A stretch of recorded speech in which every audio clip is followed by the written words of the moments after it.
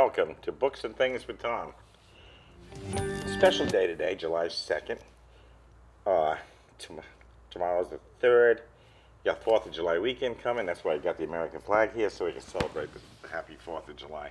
And I assume everybody's going to be driving very carefully and have a happy weekend. This is also an anniversary that, so to speak, that I lost my son 21 years ago. And I invited Nena Lake to return. She's been on the show 2 or 3 times. And we're going to discuss some of the death and dying and reliving or reviving and trying to start another life, which is very difficult when this happens. So, without further ado, Nena, how are you doing? I'm well. How are you? Good. It's always a pleasure to see you and have you here. You too. Thanks and you invite me to your class, and you just started another class, so we're going to get together for that. Definitely. And I think that it's so important to teach people about death and dying. Nobody wants to talk about it. Nobody wants to say, hey, I'm going to die. And because we're all immortal, and I'm not going to die, at least 20 years. I think the two of us know better than anyone. As long as we keep talking about it, then we know it's going to happen. And I think that it normalizes it for us, but most people aren't talking about it like me and you. No, they don't. Because, and that's what I tell people when I go out and do seminars on my book, is that I'm the luckiest person here because I get to talk about my son. And everybody else doesn't. They quiet right down. They want to talk about it. Go to offend somebody, go to make them cry. Or nobody will talk to them about it because it makes them cry. And yet, it's the best thing in the world is to talk about it, so that you get it out there and you don't feel so guilty. That's right. It's therapeutic to talk about it, but who knew you'd be talking about it for a lifetime? Yeah. You won't know that. Now you know that. So those who aren't talking about it could be suffering silently because they're not sharing their story. They're not getting the pain out of them. So it is important, but we didn't know that beforehand. No. For me, I don't know if I call it an anniversary, but this is the year that I am the age that my mother was when she died. And we know that, anniversaries trigger grief and all our losses. So I'm at that age now. And it's interesting because I have not been right this entire year. Really? Yes. And I can go to any doctor. Because I have gone to every doctor with something, and I'm fine. And they keep telling me I'm fine. But you can truly have symptoms, related or unrelated, but until it passes, I have to go through it. Yes. And that's much like we who have lost children or people, loved ones, the anniversary date is what you approach it. Like this one here he was 21 when he died. It's been 21 years. His son will be 21 in January. And it's it's almost like something's wrong with the 21. Maybe I should go do the lottery in the 21. But the anticipation of it is worse than the actual anniversary date. That's true. And like with you think that something's going to happen, and you're anticipating that, and the date's going to come and go, and you're going to sit there and go, I wasted all that time for nothing. Exactly, because I have an older sister who, when she was that age, struggled physically, heart palpitations, everything, physically and emotionally, and now she's 62. So she survived it, and that was 6 years ago. So I'm looking at her scenario and saying, it's going to be okay, but you still have to go through it. I had a friend who was the same thing. I think his mother and sister died at age 50. Okay. And he was scared to death to turn to 50, and now he's 70. So it's been good for him. But the anticipation is what grabs you. Same as the anniversary dates of Christmas or the birthdays. And you have to somehow learn to get through them. And I think that's one of the things that we were talking about is how do you get through this? How do you get beyond to the point where you can start living again? Usually by doing something new and different. Yeah. Rewriting the story, because if you try to do what you normally did, then you're going to have the normal feelings that you normally had. Yeah. you know, during those years. But if you create something new, the feelings won't be associated with those new events that you've chosen to do. Something random. You could, you know, not have a normal holiday meal and eat ice cream all day. So that's your new thing. And that's associated with you today. Yeah. So. And creating new memories is a big thing. Because if you have a memory that bothers you, start another one. That's true. The other one doesn't go away, but it does get put in the back. And then eventually you're going to have to face it anyway, and it'll come back again. But you get so many new memories that the others don't bother you anymore. And I know that's what I was doing. If something bothered me, I'd put it away. 6 months later, I look at it until I kept putting it away until I could look at it and it wouldn't bother me. But imagine having a conversation with family. I know we don't talk about death, but imagine having a conversation and being able to say to that person, if I die, please don't spend 30 years grieving for me and not living your life. Yeah. I mean, I think that's what most of us would want for our families. Absolutely. Except we're not prepared. We haven't had that talk, so we do the best that we can. But I don't think anyone's deceased family member will want you to spend your life grieving their death. Unless they're really mean. Well, true. I hate her. It's to haunt you. Yeah, it's just to torture you. But that's true. And that's why the spirit sticks around. Because they want to make sure that you're back on a even track, heading in the right direction. And the spirit has better things to do than to worry about you. But that's what they do, is they stay close and they make sure. My son still visits every once in a while, not as often as he used to. You must not need him as much. And I want you here more often. Oh, he needs you now. I don't. That's the problem. I guess I don't need him as much as I used to. Or he knows that you don't need him, so yeah. And if you do, he'll do what he does, and you know, it's. And that's what he does. It's just on my bad days, I can feel him around. Okay. And on the good days, he's out probably bothering Cody. You know, funny. We were talking about maybe. Making light of death if no one's offended by that. Yeah. But you can't be offended by it because death is a part of life, and to be able to make light of it is okay. It's healing. But you have to laugh because laughing is what gets you through things. And I know a lot of times I'll talk about Todd, or well, he's dead. You know, what are you gonna do? But you got to laugh. You got to kid about it a little bit, and it's not anything derogatory or mean or anything to my son. It's just these are facts of life, and you have to be able to get through it. Laughing is a lot easier than crying. You're right. And doesn't take half as much trouble out of you either. You're right. The last time I was here, my father died, and since then, my husband's uncle died. It's an interesting thing because he sort of took matters in his own hand. Not his actual death, although I think he had that in control too. But his son came and stayed with him through hospice, and he was very healthy. And the reason he lived a healthy lifestyle is he never wanted his wife to be alone without him. He wanted always to take care of her. So she died first, and then 8 years later, as healthy as he was, this is what happened. So he had prostate cancer, and he didn't want the surgery, so all he could do was drink water. So how many days did they give you on water? Not many. 45 days later, so he's waking his son up in the middle of the night. His name is George. His son's name is George. He's yelling, "George," at 4 in the morning. His son's scrambling out of bed. "What, Dad? What? What's going on?" "There's a problem." "Well, what's the problem?" "I'm still alive." Well, that's a problem. Yeah, so, you know, as much as he literally just wanted it to happen, it happened when it was supposed to happen. Drove his son crazy, but it was kind of funny because he was in control That's funny. so he thought, his entire life. So, yeah, 45 days on water. Wow. Yep.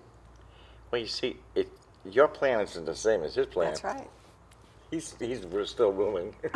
Yes. He writes the rules. And you have to, I know so many times I wish that I had died and, you know, try to get hit by lightning or something. But that wasn't God's plan, apparently, because I'm still here. So I have something to do, and maybe it's write another book. I don't know. Maybe. But it's just, it's nice to know that he didn't take me, because I'm kind of nosy. I like to see what's going on. That's what a lot of people say. You know, Yeah. I don't think some people can't imagine dying. Yeah. Period, and they avoid that thought, or the idea that they're mortal. But at some point in time, they're going to have to work through that and prepare, and just talk about it like we do. We're not normal, Well, that's talk what we were about that talking like about that. with your class, that you send people down to the funeral homes. Oh my goodness. And I think that's a great idea.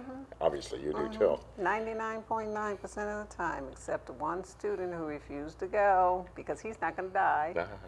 And finally, his wife saw the assignment and asked, "What's this funeral parlor visit checklist?" And he said, "Well, that's for the students who have to go to the funeral parlor." And she's like, "And you?"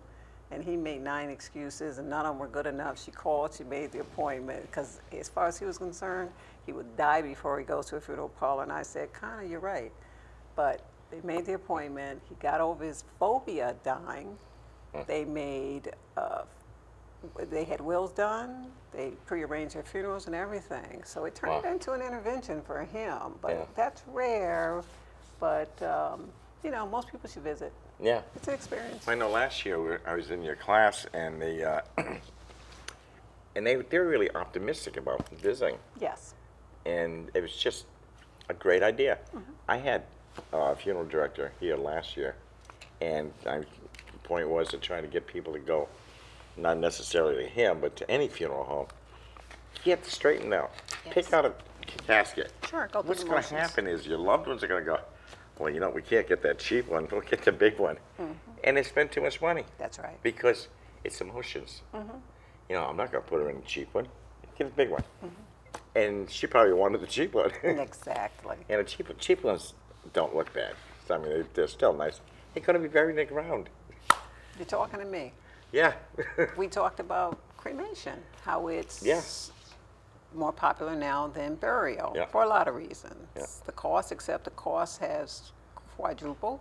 Yeah, probably. Because follow the money. If Yeah. that's what people want, then let's build in some services around that. The urns, the vaults, the concrete burial, block. the block. Or get the crane come everything in to and go, the dig it up. beautiful, necklace that you can have made to put so on and so forth. So the cost is probably half that of a funeral, Yeah. a regular burial. But it's very popular. Part of it has to do with folks aren't religious, so they don't believe in an afterlife. Part is because they think they're saving money, but they're actually paying 10 times what it was probably 15 years ago. And no disrespect, because there are people who visit cemeteries, but most times when you drive by a cemetery, do you see a line of cars of visitors?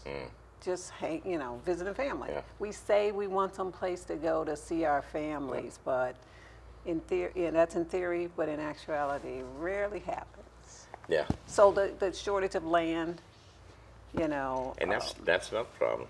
shortage of land. Not so much around here, but in Yep. some of the cities, you Yes. got to stack them now. Yes. Because there's just no place to put them. And I know one of the ones I went into New York, I think it was in Brooklyn, and you go to a central location. You don't go to where the body is going to be buried. You go to a central, like a hall. The casket goes in there. You go in, you say your prayers and everything, and get in your car and drive away. You have no idea where it's going to be buried. Somebody knows, but they don't do it at the spot. And they have people lined up because there's so many people dying at once. Everybody's getting buried in there. But it was fascinating. And these people in that building had layers of caskets. So, oh yeah, that's Joe up there on the top floor. A condo, coffin situation. But see, if you got cremated, you take a little bit of space. That's right. Well, we also talked about so many people dying. Actually, they are and they aren't. Less people dying. People are living longer. Yeah. And we're trying to figure out, as if this is a new phenomenon, how long we're going to be here, because my father was 91. Your uncle was 94. 93. 93.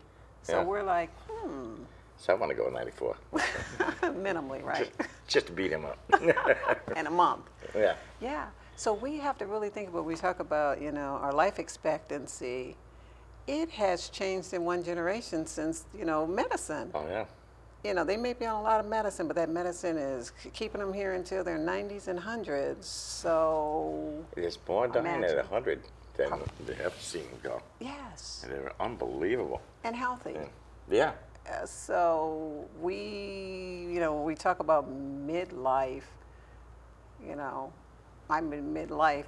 I have another half a life, Yeah. God willing, to live. And I'm thinking, gee whiz, I guess I should plan something, right? Yeah, even if it's wrong. Become a farmer, Yeah. if my body will let me. Yeah. But I think there's so much, you know, when I think of what I went through, and the first 6 years were just hell, and just horrible. And then I stopped and think where I am today, and I'm thinking, how did I get here? I really don't know. But it's just one step in front of the other, and you get dragged into one thing, and you get dragged into something else, and next thing you know, you're doing all kinds of stuff, and kind of enjoying life again. That's called living. Yeah. You're doing this thing they call living. Yeah, it's amazing.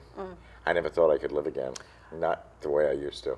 You're not living the way you used to. This is the life post Todd. Yeah. So That's right. Entirely different life, and it Yeah. was meant to be as well. Yeah. Yeah, because the other life was great with him in it, but now it's not as active. It's not as, well, it's still active, but it's not as, it's a word I want to use, not as pushy. You don't have to rush around for different things, and you get to really do what you want to do instead of taking care of somebody else. And I find that I have done it quite a bit, and I'm very happy. Would you have done those things otherwise? I don't think so. Exactly. I think it would have been a whole different turn, and it was, like I said, I was happy with my life. I think I'm a little bit happier now. I don't have the burden of mortgages and all kinds of stuff that went with it before, that you always have to worry about spending money for and you know, working hard. And I don't have that anymore. So It changes your perspective. It changes your priorities. it does. And it really amplifies what's important in life. Yeah. Things come and things go. Oh, yeah. We talked about how people go in these fancy nursing homes and Yeah. outlive their money and end up on the state and, you know, with the same care as anyone else. Yeah. So they didn't anticipate Those are it. the same people that they're saying get off welfare. Well, if you're not on it and you live into your 90s or 100s, you will be on it. Yeah. So Eventually. state will spend your money. Yeah. Oh, God, yeah. Quickly. I say spend And it. then they want more. I say spend it while you're alive. Yes. You know? Absolutely. It's a funny thing. The generation in the 80s and 90s, they saved and saved and saved and saved and saved until that time came. And that time came and went. So I'm wondering, when is that time exactly? Because Yeah. they worked so much, they didn't enjoy life. Yep. And they leave it to whomever who didn't work for it and don't value it. No. It's unfortunate. I had a cousin, his father had saved money, old Portuguese family, got money, and he was thinking about getting a new car. And this was back in the 50s, I remember it. And he said, he's thinking about getting a new car. And his son said, well, why don't you? He said, well, he said, I hate to spend the money. And he said, Dad, if you die tomorrow morning, guess what? I'm going to have a new car. So he went out and bought himself a car. That put in perspective. And it's true. Yes. Oh, yes. It's absolutely true. Having had an antique shop and going to on-site auctions, it's nothing sadder than someone's life going away in Yes. 3.5, 4 hours in different cars and trucks because the family isn't interested in your things. No. They're not. It's No. your life, your things, and you can't make them want them. So they auction it off. The house, their life, pretty sad. Yeah, just get rid of it because you get down, down to the town dump to get that recycling place. You go in there sometimes and look at some of the things, and this is somebody's Life. collection right Yes, here. it is. You're right. Somebody's life is Imagine here. at the dump of all places. Yeah. Ah, That's the greatest insult. It's sort of, you know, I'd rather you get it burned. and then there's the dumpster divers. Yeah. you know, who know that and go straight there because they know who's died because they're these obituary watchers. Oh, yeah. And off to the dump they go. Yeah. Or it's either that or they have the big yard sale and sell Yard everything. sale, And auction. And people don't know what that was. Like, this is a flag and this is a pedestal. It's no big deal. But that to me means something else because there's another flag that goes on the other side. That's right. You know, it's a Lions thing. And I like it. My grandson's just going to look at it. They'll say, oh, it's just a flag. Yeah, and so you might as well just get rid of it, sell it, get the money because somebody else is going to do it. Or there will be no money, they'll just junk it off. Love it. But just live your life while you're living. Yes. And, you know, it should be a combination of work and joy, Yeah. pain, and, you know, pleasure. It should be a balance. Yeah. Yeah. Because there's some people that, you know, have gotten to be so old they can't even stand it. Yeah. They're like, really? Am I really in my 90s now, still sitting here? and you know, and there are those who wished, you know, they could be in their shoes, Yeah. you know, because they've had a chronic illness or terminal illness since they were in their 20s. So. Oh, yeah. No, it's tough. But you really have to look at the death and dying situation because everybody's going to do it. Yes. And it's so much easier if you go out and do it while you're alive because once you're dead, somebody else is going to do it. And they may not be doing what you want. That's right. That happens more often than we know. Oh, yeah. Well, I don't want anybody come visiting him or her and, you know, and you go, wait a minute. So there's a lot of things that I think have to be done ahead of time. I've got mine laid out. Nobody knows it, but it's all laid out in the drawer. And I have mine as well. Yeah. It keeps it uncomplicated. Yes, it does. And it doesn't make somebody else make a choice for you. That's right. And that's so tough. And you don't expect it. That's right. So. That's right. You want to make everything cut and dried, have all of the contacts, you know, listed. Yeah. It's a big job. It is. It's a big job. And there is a lot of contacts to list. You don't think about it, but there is. You want your certain friends to know and call them up and it's especially like with me, I'm active and I'd want certain people to know. And anyway, I think if you got any questions, anything you'd like to know, you can either email Nena or myself, and I'll be happy to answer them for you. I think it's something that really is important, and I also have a page on the internet called on Facebook called Loved Ones Lost. You can go on there and see some of the other people that have lost people and how they're handling it.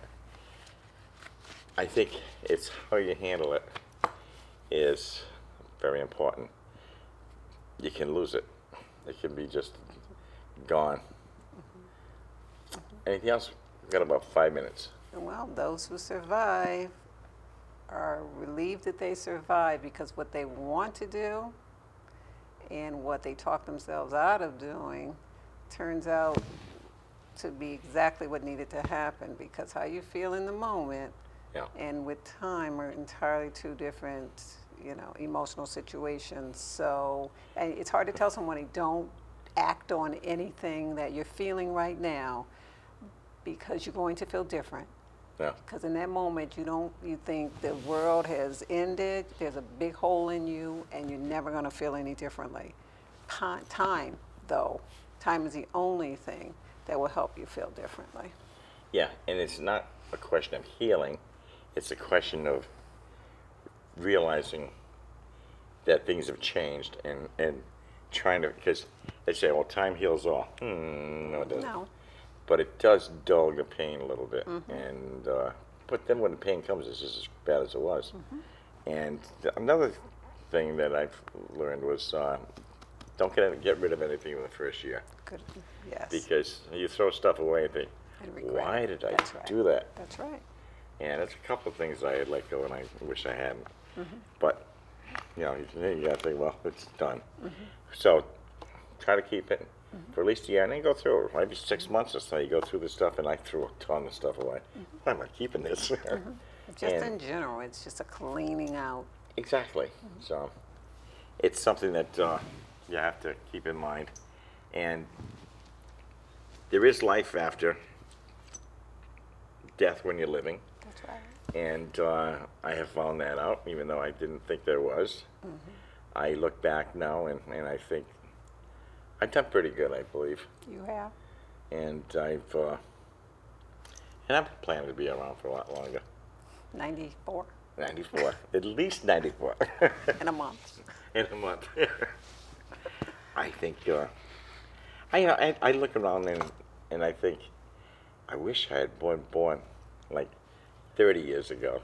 Because, boy, I'd love to get into technology that's available today. Really? Oh, I So love you're it. limiting yourself. Remember, you're going to live to 94. What are you waiting for? Well, I'm still learning. Okay. This smartphone's kind of got me thrown for a loop. I've been watching you today, and it's like, oh, boy. But you're taking on the challenge. And then you get on a computer and go, what was that?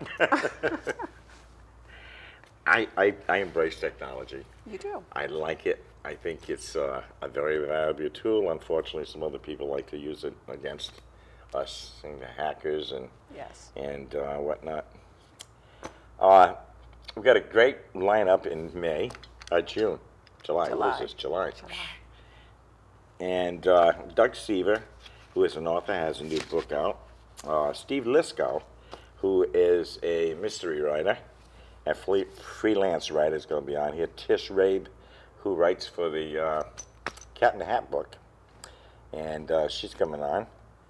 For all who are aspiring writers, please contact me at santostom@comcast.net, and I'll be happy to talk to you about joining or coming to our meeting of Kappa.